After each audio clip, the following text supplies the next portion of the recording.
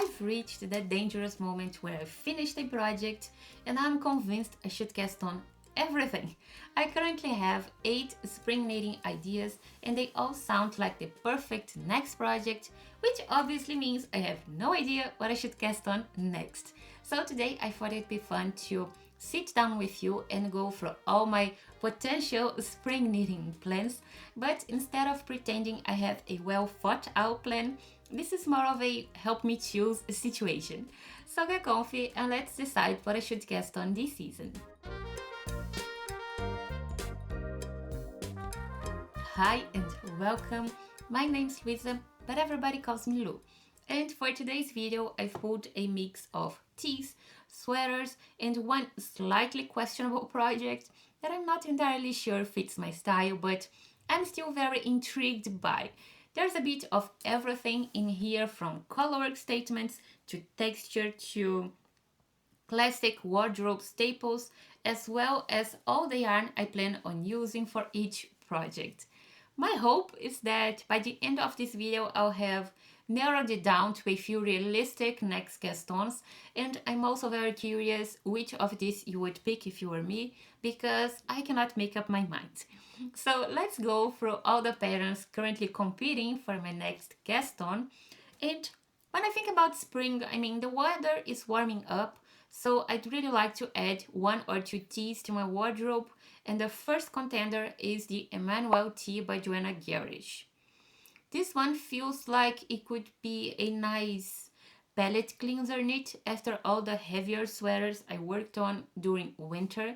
I'm still not done with a couple of them, but my mind certainly is. And this tee is worked top down with raglan increases and I-cord edging at a DK weight gauge. It has a V-neck and a lace panel on the back, which adds a little something interesting to this project without making the knitting feel tiring, I hope, and it feels like the most responsible spring knitting choice, which might actually make it less likely that I need it, because why make sense when I can just run on impulse? You know, this project is the only one I don't really have yarn for in my stash, but I think any DK weight cotton wool blend would work really well here, so I don't think finding yarn for this project would be a problem. I still have to think a little bit more when it comes to the fiber blend I want for this project if I decide to cast it on, because I also have a second tee option, which is the Avenue Tee by Tori Yu. This one would be the clean minimal tee option if I'm craving something very simple, because I tend to keep my tees on the minimal side instead of heavily textured, and I've noticed that when I browse for new tee patterns that this is usually what I'm drawn to. This tee is worked top down with a contiguous construction that mimics satin sleeves, and it offers 2 neck options, a crew neck and a V-neck. I also don't wear hand knit tees nearly as much as sweaters. Realistically, I think I only wear them maybe for 3 months of the year, and the rest of the time I either reach for sweaters or at the very least I have a cardigan nearby. So I don't necessarily want my closet overflowing with tees. Just a couple of options is probably enough, and I think this Avenue Tee could also be a really good mindless TV knit for a relaxing Saturday morning. That's my idea, and I also have 2 yarns in my stash that I think could work for this project. The first one is a leftover from my Lyra Tee by Iron Lynn that I knitted last summer. I have like 5 balls of this yarn as a leftover. I probably read the meterage wrong when I bought yarn for my Lyra Tee. So this is Sunless Garn Team Lina in the colorway 4372. This lovely dark purple. And this yarn is a blend of 53% cotton, 33% viscose, 14% linen, fingering weight, and my other option is knitting for olive cotton merino. I've never knitted with cotton merino, so it would be a new to me yarn. This is colorway Dusty Blue Whale, this lovely navy blue. or something like that. Also fingering weight, but this one is a 70% organic cotton and 30% merino.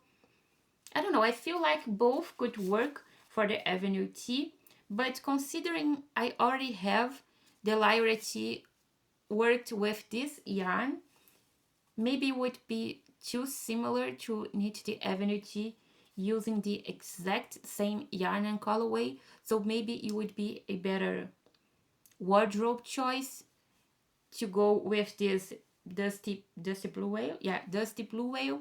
I don't know. I don't really know what I want when it comes to a tee for spring. I think I'm still deciding which one would be more wearable. Do I want something completely mindless like the Avenue Tee, or do I want something a little more engaging like the Emmanuel Tee? Honestly, I have no idea. So, if you had to choose one tee pattern, which one would you go for? If you could share in the comments down below, I would highly appreciate. So now let's go to sweaters, and the first one I'm itching to cast on is the Stockholm sweater V-neck by PetiteKnit. This one feels like the classic wardrobe staple option. I wanted something very simple and relaxing that would allow me to go with a playful color but still be wearable for me, because I came across this yarn at a yarn shop a while ago and I fell completely in love with the color, although it is way out of my comfort zone. But I brought a few skeins home with me. I love this lime green color situation. And this Stockholm sweater is a top-down drop shoulder construction. The pattern uses two strands of mohair held together, but I'm planning to knit it with fingering weight plus mohair instead.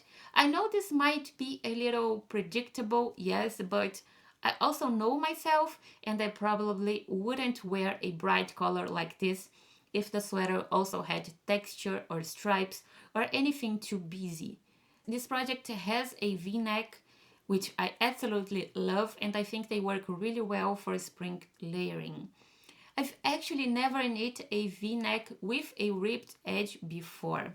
The two V-necks I've made so far both had I-cord finishing, which makes it a little bit more exciting, and I'm also thinking about adding a split hem, which is a very simple modification, but I think it would look really nice.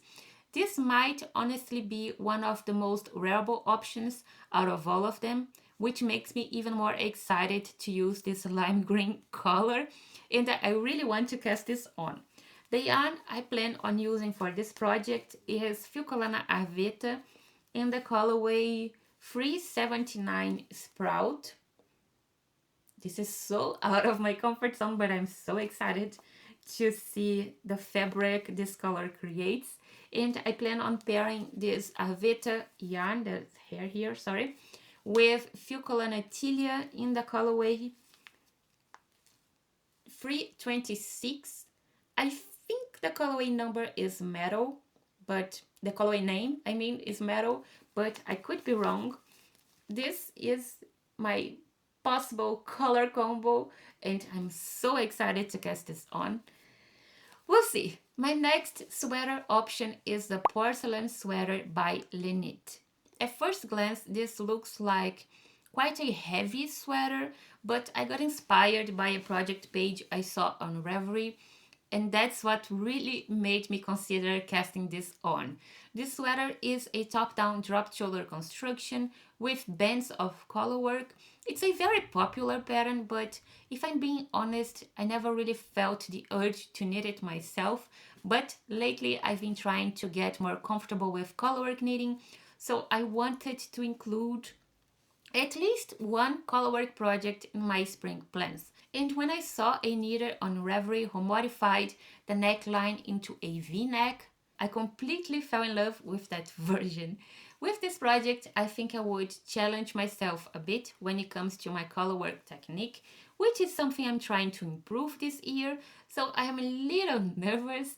Like, will I enjoy knitting this sweater? Will my tension stay consistent when changing colors? Will I get tired of it? I have no idea, so I'm a little bit nervous, but I also kind of want to try. I already have yarn in my stash for this project. I plan on using leftovers. I have this from my Lyon sweater that I worked on last year. This is Knitting for Olive Merino in the colorway Wild Berries.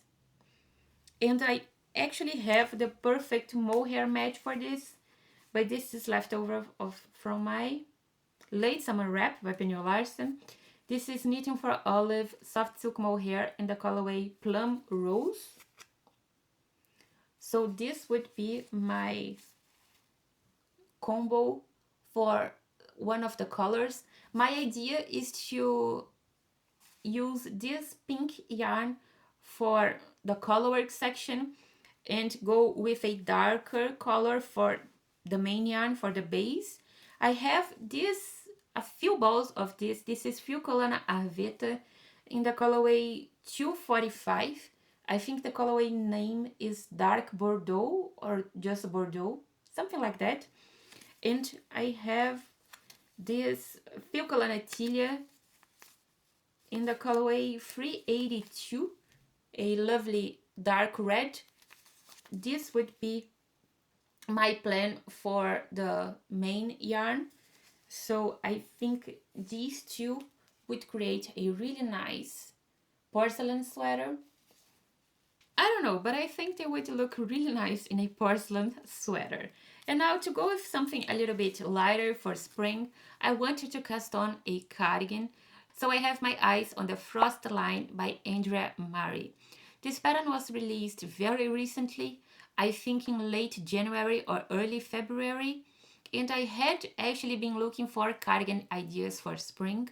And then this pattern came out on the same day, so it almost felt meant to be. It features thin stripes, a raglan construction, and a double knit button band, which is something I really like in cardigan designs. This cardigan is worked top down at a worsted weight gauge, and the sample uses a fluffy yarn with a lot of halo like Drops Air or Camerose Sniff Nug, but I actually wanted the exact opposite for this project. I knit with fluffy yarn a lot because I often add mohair to my sweaters, so for this cardigan I wanted something different. I saw that a couple of test knitters used the Roam Natura Gilead, which works for gauge, and it's also a yarn I've never tried before, so that got me very excited, and I spent days thinking about the color combination because I want something I really love but that's still easy to style, especially with cardigans. Whatever you wear underneath is also visible, so I've landed on 3 different colorways of this the Roam Natura Gilead. And my main color is going to be, which colorway is this? Granite.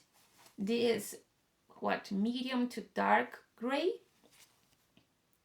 And my idea is to have a kind of a dark red, almost brown, and this blushy pink for the stripes. This dark color is called Amarante. Amarante. I have no idea how to pronounce this, but maybe I can show you the colorway name right there. And this blushy pink is called, oh, I have no idea how to pronounce this. I'm just going to show you, but it's this one. So this is my idea for a Frost Lines cardigan. I almost said sweater, cardigan. I think it would still be very wearable, but I really like these colors together.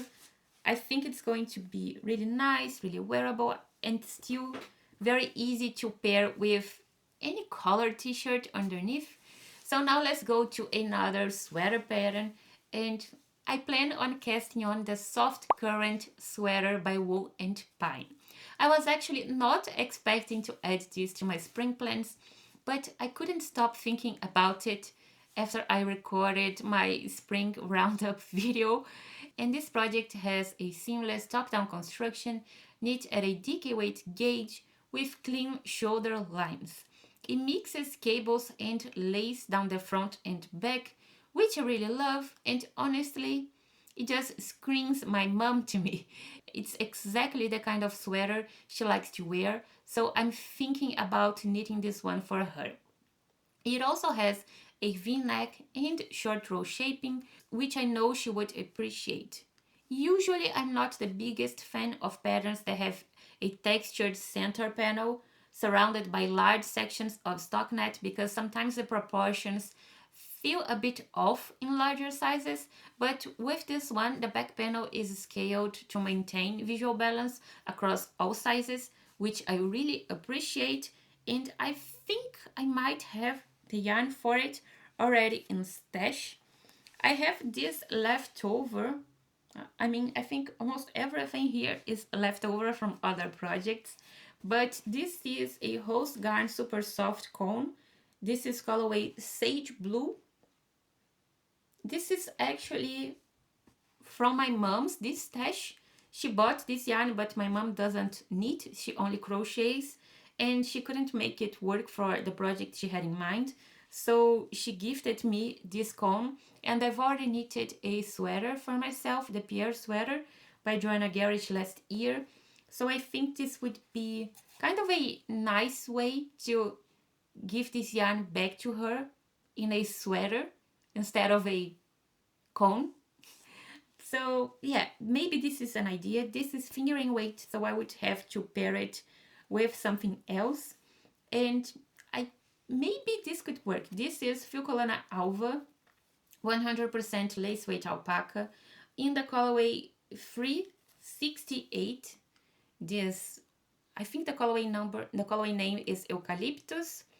Maybe this could work. I mean, Host Garn Super Soft is a very light fingering weight, and this one is lace weight. Maybe I could get away with this yarn combo for the soft current sweater. I don't know, I'm not so sure. Not only because of the yarn weight, but also because of this color pairing. Maybe this would create a mild effect. And considering this sweater also has